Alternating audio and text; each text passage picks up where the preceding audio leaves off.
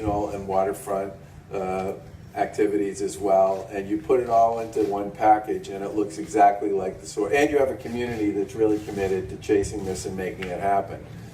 And that's exactly the sort of thing that we look for in these opportunities. We've done many so-called TODs, Transit-Oriented Development Initiatives, over the course of the past 4 years, and they all basically have the same set of ingredients, but the most important ingredient of all is you have to have the folks on the private side who want to make the project happen, align with the folks at the local level who really want to see it through. And if you have those combinations, then we can take advantage of the fact that MassWorks is the most flexible tool we have to support development, to stitch together the final pieces, whatever they might look like. And I see the former Senate President here, Terry Murray. It's worth pointing out that MassWorks is, for all intents and purposes, a mashup of 8 or 10 separate state programs that used to exist, each of which was categorical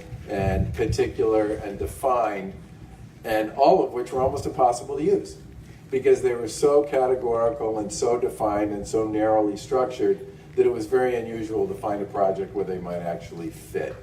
And one of the things the Senate President and her colleagues in the legislature worked on was literally taking all of those disparate programs, which over time people realized were not particularly user-friendly, and mashing them all together into a single initiative called MassWorks, which really became, for all intents and purposes, one of the state's best and most flexible development tools. And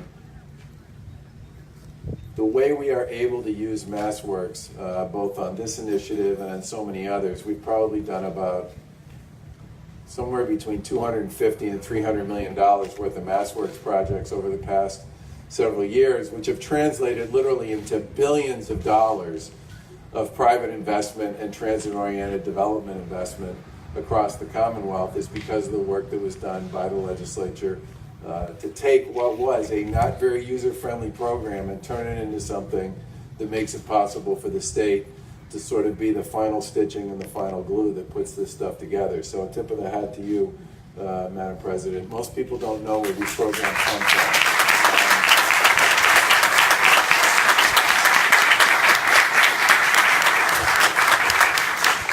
And the final thing I'd just say is this stuff doesn't happen if you don't have a great partner at the Department of Transportation. Scott Bosworth, who's in the audience, works these issues incredibly hard on our behalf. And I've said many times that none of these are the same. They're all different. And Scott's done a terrific job with his team of figuring out how to bring an ability to get to yes to all of these various initiatives, despite the fact that every single one is completely different from the one before.